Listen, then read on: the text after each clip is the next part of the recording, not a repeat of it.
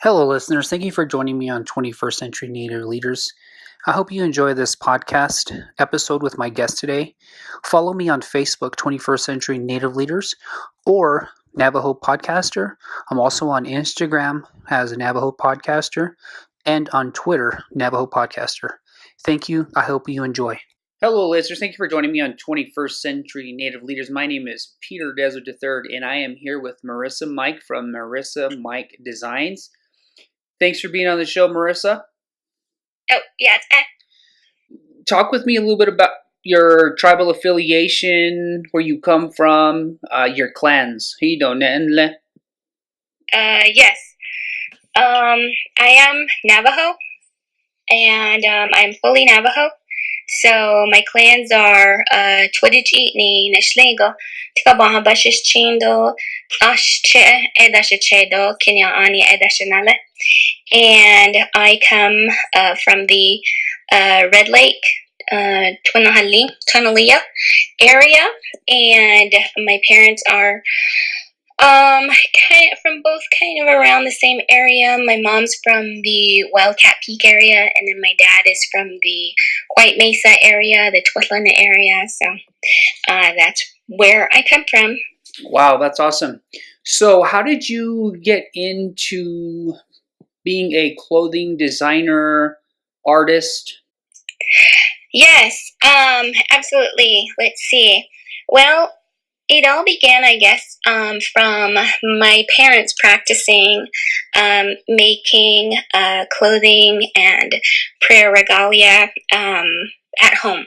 So when I was young, and then so my dad he would make some prayer robes for like peyote ceremonies, and he would ask for help sometimes with just like a straight stitch on, a whole robe, a whole blanket, right? So that's my earliest memory of being able to, catch on to the learning the craft. And then also just, other times I'd make various things. Like after I became a parent, I'd make some things for my son when he was a baby, just like pajamas, a set of pajamas maybe. And then my mom, she kind of just helped me, gave me advice here and there about, how-tos, just to better my craft, I guess. Yeah. Well, that's awesome. So it's definitely something that your parents were into, and you learned the trade from family. So how long have you been formally in business? Yes, I started taking orders for graduations, and I'd make like dresses, contemporary styles for young girls, mainly graduating from high school. And they would have these ideas, that came to their own mind. And then so I'd have these requests for like the one shoulder style, and somewhat like a rug dress style, and just all contemporary and a fitted look. And then so I kind of would just create that for them, and they really loved it. They liked it so much. And then so I did that really at the very beginning, I guess, before I even started creating them for actual orders for business purpose. I would make them for some of my family members, some of my nieces, and they were my earliest first customers, I guess. And they were like super specific about how they wanted it. And then so I kind of just accommodated them, and I'm still doing so. Let's see, I did work a regular day job for a little bit, and I decided that I wanted to return to school. And then so once I did that, I decided to attend fashion school, and this was at the Art Institute of Phoenix in Phoenix. And I was interested in a design program, but they didn't offer that at the time. And what they had was the fashion marketing program. And then so I decided to take that. And I finished in about 2013, and then so it was basically a business program that I had undertaken. And so when I exited school, I had this, whole marketing plan and a business plan. And so like I had like this hypothetical business to basically work on all of my marketing projects that I had in each of my classes. And to go forward with after I had finished, because we had decided to move back, to the reservation, to our home reservation, and that was just by choice that we wanted to live here rather than the city, and so it's hard. There aren't any fashion jobs here. I mean, there are retail jobs, but I don't know. Maybe it was just me that I'm stubborn and I want to do my own thing. So slowly I began working on it, and I the very first year I had very few customers. I had like only a handful of customers. Then the second year, I would say I had twice as many, and it's grown. It's grown exponentially. Now there's a lot of a demand for more of this style of clothing that I'm making now, and people they want to support a native owned company, and with the styles I make, they specialize to the native market. And so right now I'm using a mixture of Pendleton blanket and chiffon fabric, and I come across some people that are really wowed by my ideas, that they tell me that they never ever would have thought of in a million years, would have thought to pair Pendleton blanket and chiffon fabric together, but I don't know. It's just something that my brain thought of. Wow, that's pretty powerful. So you talked about your business growing exponentially. How do you keep up with the demands of the orders that your customers place? That's a very good question. So that's where Native Startups Incubator for small business comes into play. And then so last spring was when I was able to submit an application to the NABIN program, is what it was called at the time, and it's abbreviated to Native American Business Incubator Network. And I know that's a mouthful, so they did change their name recently to just Change Labs. So they're now called just Change Labs, or not just, but like Change Labs. That's what they're called now. And they help Native businesses start up. And then so we've had some series of trainings that happen quarterly throughout the past year, where they help me develop my logo, and they had planned some activities, and they give us like practice to actually give presentations to get comfortable in our skin, to be able to talk about our business. And they do say that it's very rare, for Native entrepreneurs to be able to talk about their business to one another, because I don't know, maybe it's just any entrepreneur, but with the Native entrepreneurs, there's less number of us, and so it is really like relieving and refreshing to be able to talk to another Native business owner. So, wow, that's awesome. So I actually interviewed Jessica Stego. Yes. Yeah, so she's talked with me about NABIN and the work that they do, and I think that's pretty amazing, the support that that natives have for starting up businesses, and it's pretty powerful. So how much of the fashion industry is marketing? I know you talked about marketing and they taught you marketing. Talk with me about that. I wanted to be able to make sure that I'd be able to supply a huge demand before I do a large amount of marketing. And then so that's kind of the reason that I've been staying low key for the past few years. I've really not put much into marketing at all or advertising.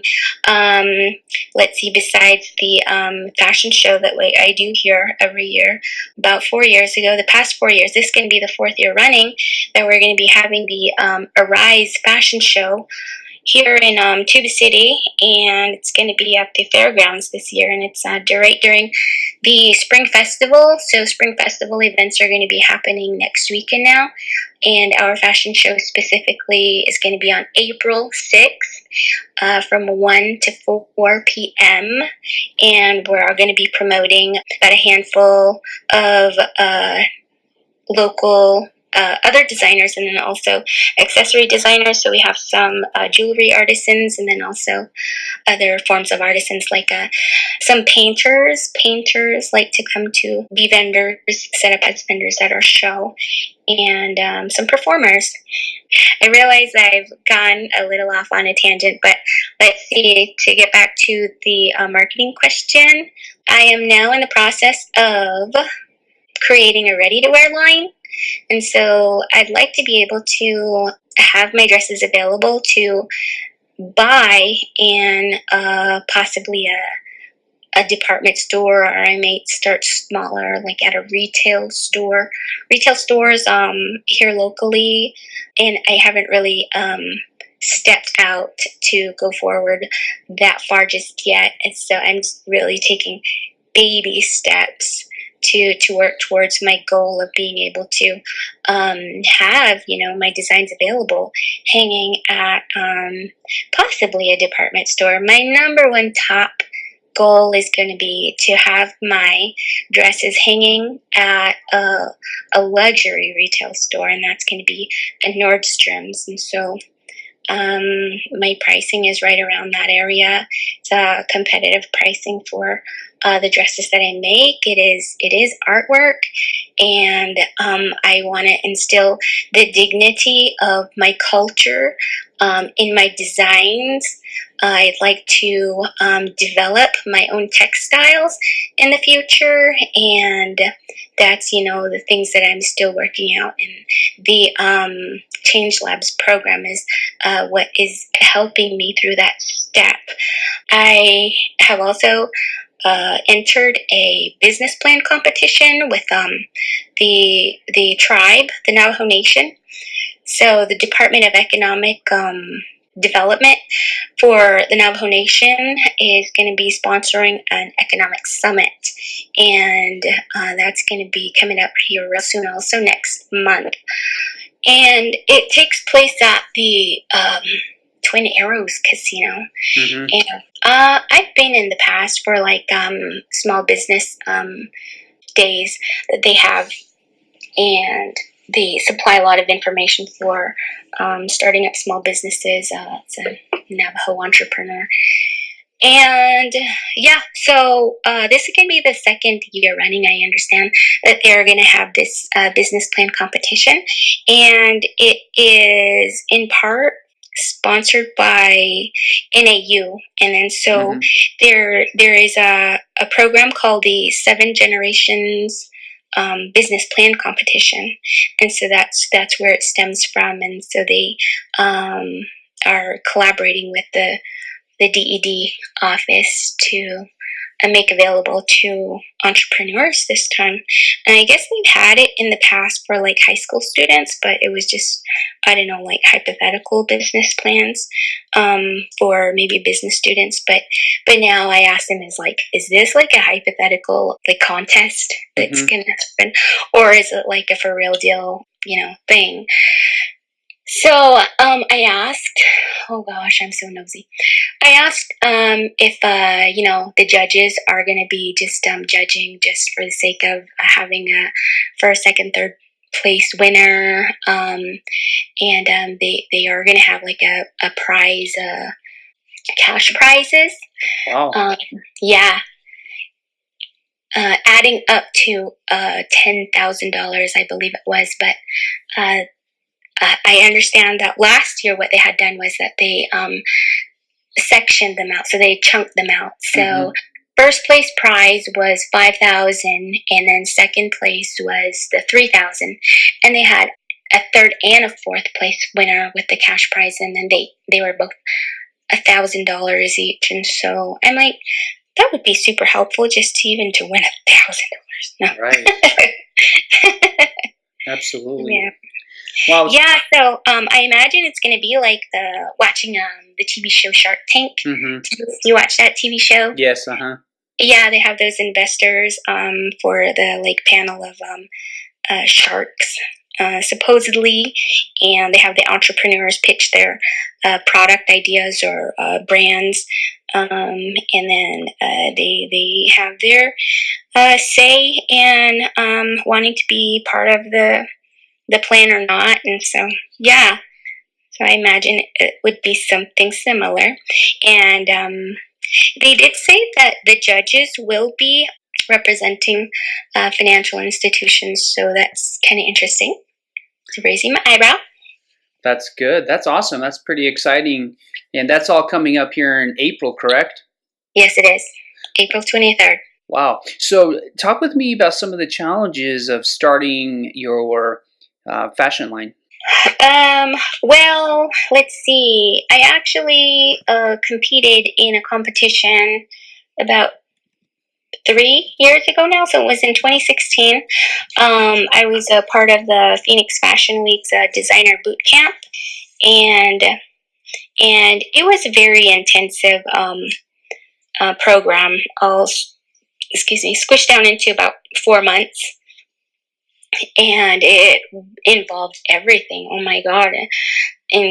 Including the manufacturing, and then all the processes you have to go through to enter manufacturing, and how to approach maybe like buyers that represent some stores, even small retail stores, single retail stores, down to a chain of stores for like large department stores and even online retailers, and just how to touch base with the buyers, and making your most presentable package sent to them with a really detailed letter about what's so great about your product, and the relationship that you'd establish with each of these retailers. See, I don't know. I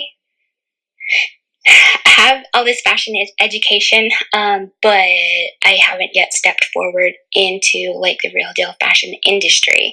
And so right now I'm still at the level where I am, making everything with my own two hands, and that's a lot of people do appreciate that, but it's not enough. Like, I need more of me, and I basically had to stop taking orders for graduations this year about a month ago, I believe, because I had topped out. I'm like, I can't handle anymore. So yeah, it's slow steps. I have my own struggles, so that's the great thing that Change Labs has been able to help me with. I'm fortunate that I do have a background in marketing to help me create my own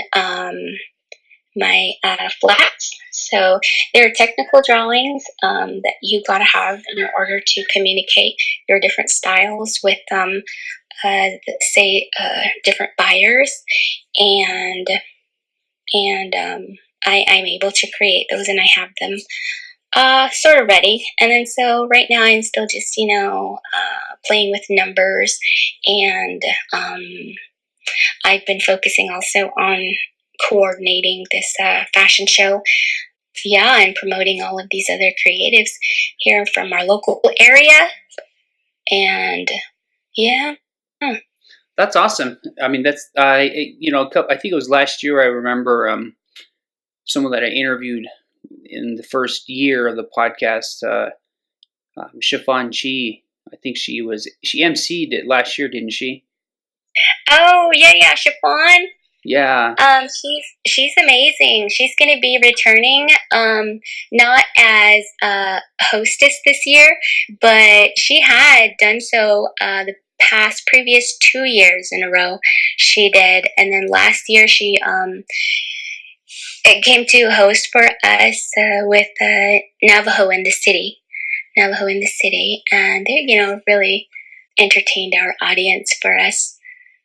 That's and awesome. This year she's created her makeup line, her cosmetics line. Mm-hmm. So yeah, she's become an entrepreneur herself, and so she's going to be sponsoring all of our makeup actually for this show. Yeah. Wow, that's awesome. That's good to hear that she's started that makeup line. Absolutely. So, what's one piece of advice you have for future entrepreneurs like yourself? Let's see. You kind of go at your own pace, and everybody has, their own set of situations, and it's either going to work out right quickly, or it's going to take, time. As for me, it's taking a little longer than I'd like it to take, but however, I'm still trying to roll with the punches and going with the flow and staying positive. Well, I guess that just to stay positive no matter the challenges that come at you, is just to, you're going to have your days where you think, oh my God, what am I doing? I should just get a regular day job and just quit. But no, you're going to, have the positivity, and then other people have that positivity for you, and they begin to believe in you. And then, I was told by one particular person that you're not going to be ever able to be, work another regular day job in your life, because you've created a name for yourself. You've created, this brand, this product for yourself, that you have to go forward with, reaching your goals and your dreams, and being able to supply this product, this tangible product in hand to customers, and keep providing that. So I'm like, okay, I will keep going. Right. Especially with your first and last name on the business, correct? Yes. I actually started as a different name, and I've changed it to the brand identity just being my name. So it just became self-labeled. But the very first name that I had come up with, it was different. It was a Navajo word, and it was called Dinejon, the beautiful people, and then just it's what it means in Navajo. Oh, okay. The meaning. Yeah. Mm-hmm. I don't know. When I was a part of Phoenix Fashion Week, everyone had a lot of trouble even just saying it. And so I thought, this is going to cause problems. I don't want it to be like misidentified once it's out there. And then since I'm thinking on a larger scale to be able to reach markets outside of the Navajo Reservation also, maybe I should rebrand. And then so that was when I decided to change my name to, the brand label to just my name, Marisa Mike. Yeah, that's good. So I noticed a lot of your pieces have a lot of Navajo or Native influence on, in the pieces. How important is your culture and your traditions? It is very important. Kind of like I mentioned before, that I am fully Navajo. I am 100% Navajo. I am only Navajo, and I basically don't know anything else, so I can't really speak for like anything else. But that leads me to just wanting to share my culture. And then it might stem from when I had some time that we lived off the reservation, and this was when I was in high school. And then so my very last year of high school, I attended a school in Colorado, and it was a rural part of Colorado, and it was in Craig, Colorado, and then so I kind of experienced like a culture shock when I was there, and then so when I was there, I joined some clubs, and one of them was like it was something that I've never even heard of. Here on the Navajo reservation, the high schools here, they have like a speech and debate team. And then so I thought, I need to do something. So I decided to join. And then at the time also, I was kind of also rehabilitating myself from my previous ways, from when I was, young and dumb here in Tube City. So it was also in part of like a rehabilitation process for me. And it's just something that my parents wanted me to take part in, to acknowledge, to internalize as an Indigenous young, woman. So, I started to follow a good path, and I joined the speech and debate team at that time, and I wasn't really familiar with debating, and so they had poetry interpretation. That was an event that caught my eye, and I thought, yeah, I can do that. I know how to read. And then so I started going to all these different competitions, and they had these tournaments on the weekends. And then my coach at the time, she mentioned, well, I was researching different types of poetry that I could read, and then there was a lot of poems, like maybe from Alice in Wonderland, some of these other like more I guess mainstream poetry. They were repeated a lot, and then so they were just interpreted so many different times, almost nearly the same way. And then so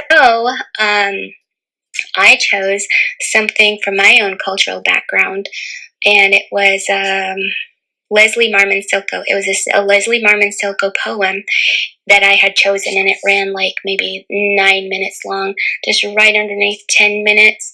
And then so I memorized the whole entire poem, and it was something that my coach at the time had advised me to do, that the more powerful poems are going to come from authors of your own culture. And then so I thought, I searched, and that's what I had found, and that's what I had interpreted for poetry, and I actually won. I did good. I did real good. I made it up to regionals, and I even made it up to state competitions. So that was when I realized that a lot of people outside of the reservation are not knowledgeable of our culture, and it's not represented in mainstream fashion, in high fashion.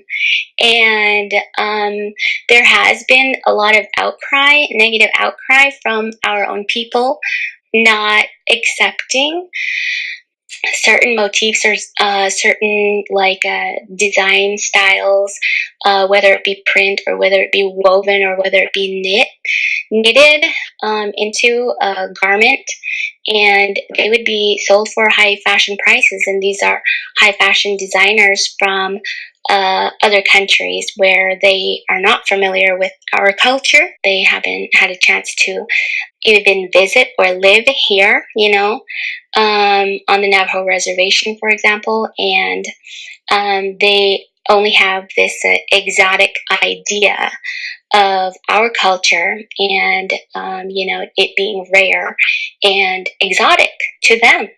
And so they'd maybe misappropriate unknowingly and our culture. So we'd have like a lot of negative outcry here in our Native community about not accepting that out there. So I thought, we need to do something about this. And then I thought, as a fashion student, how are we gonna, solve this problem. So I thought I would, take it upon myself to try and fill that void. Wow, that's awesome. Mm-hmm. So what does the future look like for Marisa Mike Designs? Well, the Change Labs has big plans for futures of the entrepreneurs that they are helping in the current cohort. So there's actually plans to build somewhat of a shopping plaza. I don't want to say shopping plaza. I thought it was going to be a shopping plaza here in Tube City, but it's going to be some buildings. First floor are going to be retail stores. Second floor, living spaces for the entrepreneurs or business owners. And then there's also going to be lots of extra storage areas higher up in the higher floors of. And so these are like maybe 3 or 4 story buildings that are in the plans and hopefully will be built within the year. I know they had talked about finishing by the fall, but I think it's going to take a little bit longer than that. So I'm predicting, just off the top of my own head, maybe next year, next fall is what I'm thinking. I would love to have, my own retail store. So it would basically be a flagship store once I set foot in the market outside of the reservation and just be among other brands to hang in possibly Macy's, possibly a Dillard's, possibly a Nordstrom's, and then other local shops throughout the state and throughout the Southwest. But yeah, I just need to go forward with all these plans that are floating around in my head. That's awesome. That'll be exciting to see a native designer's clothing line in a Dillard's or a Macy's. That'll definitely be a career-changing opportunity. So you talked earlier about marketing your business or yourself. So in business, they talk a lot about elevator speech. Can you share your elevator speech with my audience? Sure. I am the founder and owner for Marisa Mike Designs. I create contemporary women's fashions for special occasion wear or evening wear, and I specialize in incorporating a cultural influence in my designs, specifically Navajo. So Navajo woven rug designs into the motifs of the designs that I would like to create. Wow, that's awesome. That was like less than 45 seconds. That's just about right. So that's good. So do you want to do a plug for the upcoming fashion show or your business? Sure. Let's see. I would like to discuss the fashion show. Actually, that's coming up this next weekend. It's going to be happening during the Tuba City Spring Festival. Our show is going to be at the amphitheater at the fairgrounds. We're going to have performers including Sage Bond. Neon Natives is going to be our DJ. He's curated some mixes to accommodate the designers for their sets, and we're going to have a model. We're going to model workshop the day before, April 5th. So that's going to be around the same time in the afternoon between 1 and 4 p.m. Squash Blossom Duo, they'll be educating and training our models to, build confidence and teaching them how to walk appropriately to present, artwork on the human body. And we'll also have vendors. So our vendors are going to include, so far we have Marco Arviso, we have Tonya June Raphael, we have Jarrell Singer, he's a painter, and we have Shiol Designs. We have Elizabeth Whitethorn, she's a painter, and she dabbles also in other artworks as well, including fashion design. We'll have jeweler, I believe she is a beadwork designer, Leanne DiGioli. Let's see. We're going to have Chiffon Chi Cosmetics or Blended Girl Cosmetics. You'll be able to find her product at blendedgirlcosmetics.com. And you'll be able to find works from Neon Natives at his YouTube channels if you just search. Social media channels, I mean. Sorry. And Sage Bond. You'll be able to find her music the same way. And Irv Wanika is going to be another performer that we're going to have. Let's see. Designers so far are going to include MJ Silver. We have White Shell Woman Designs, Dawn Tooney, JG Indy, Sabrina Anagel, Jennifer James, and we have T-shirt designer, which incorporates like a lot of Navajo culture and Star Wars culture into his T-shirt graphics. So Reclaim Designs is going to be with us again this year. We may or may not have a Snapchat filter. We did last year, and we didn't let enough people know, apparently, and so a lot of people didn't know. But anyway, we did. We're also going to have food catering by Alternative Eats, and that's headed by Chef Carlos Deal. He also has legit chef training as a sushi chef, and so he incorporates a lot of Navajo ingredients. So he's a Japanese Navajo fusion chef, and so he's going to be catering the whole entire event. So if you're not going to come for the free event, there's also free food. There is free performances. So come on out and have a good time with us. Well, that's awesome. That sounds exciting, and that's this weekend, April 6th. It sounds like there's events going on April 5th as well. Is that correct? Yes, the model workshop is going to be on April 5th. Oh, yes, and we also are going to have Mr. Navajo as our host this year. So he's a really young guy, and he's from Eastern Navajo, and he's been labeled as Mr. Navajo just coincidentally. It's not like he won some Mr. Navajo pageant or anything. He says that just happened from early in life. He was raised by his grandparents, and then he began singing, I believe, Navajo hand drum songs at certain events like song and dances, and then also pageants. So he would be like in there in the pageantry circuit, and then he was just, coincidentally given a sash, like a woven sash with Mr. Navajo woven onto it, so it's like his almost official title. That's awesome. And he does speak Navajo. He's very articulate in the Navajo language as well.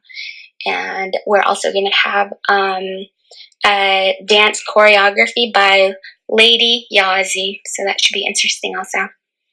Well, that's awesome. There's actually quite a few people that I have interviewed that are going to be there. I interviewed Neon Native back in, I think, a year ago but I mean, there's some pretty amazing up and coming artists and entrepreneurs that are making their way into, I guess, on social media, and I think that's the power of social media. So speaking of social media, how can people connect with you on social media? What platforms do you frequent? Let's see. I really am only on Facebook and Instagram at the moment. I don't have a website just yet. I'm slowly working towards those types of things. I don't have e-commerce just yet. So it's not really legit just yet. So I can be found on Facebook. You search Marisa Mike Designs, the page. And then also on Instagram is just at Marisa Mike, and I post all my work to those platforms. Well, that's awesome. One last question for you. So I noticed on Facebook you have quite a large social media following. How did you build that? it's just I don't know. People just share my work and they admire my work, and I didn't really pay for any type of promotions or sponsorships to reach that number. I mean, once I do, it'll probably grow more, but it's just I believe maybe the word of mouth. That's awesome. That's the best advertising. Is there anything else you would like to share? Let's see. It looks like that I forgot to mention Crystal Dugay. She's been my fashion assistant, and she's also a fashion designer herself as well, professionally trained. She also dabbles in painting. Crystal Dugay, she's been my self-proclaimed Arise fashion assistant all of this past time. I'm super, super appreciative of her. You follow her work also. I also forgot to mention the Avantgarde challenge that we're going to be having. So the Avantgarde challenge is going to include first prize of the cover of Native Max magazine for the designer and model. Let's see, second prize is going to be a photo shoot with professional photographer Will Key of Urban Image. And then third place winner is going to receive a painting to the designer and model by Crystal Dugay. Yes, and then, yeah. Oh, that's awesome. It sounds like an amazing event. We are all set. If you could send me an image for the background of the podcast so people can put a face or an image to the voice, that'd be great. But other than that, I mean, it sounds like you're doing some amazing things, and I think that's one of the things I like to do with the podcast is highlight the work of entrepreneurs and leaders in Indian country that are, making an impact and a role model for people. And that's one of the things. Your name came up when I was talking with Jessica and a couple of other entrepreneurs through NABN. But that's awesome. Continue the work, and we do need people. We do need Native women out there. I live with all girls, my wife and 3 daughters, so it's nice to see that there's role models like you out in Indian country. So Yeah, appreciate the work you're doing, and keep up the hard work. All right, thank you so much. Yes, Well, have a good evening. Okay, Nashville. Have a good evening. Now. Bye-bye. Bye-bye. Hello, listeners. I hope you enjoyed this podcast episode with my guest today. Follow me on Instagram, Navajo Podcaster, also on Facebook, 21st Century Native Leader, or Navajo Podcaster. Thank you. I hope you enjoyed. Have a good day. Agone.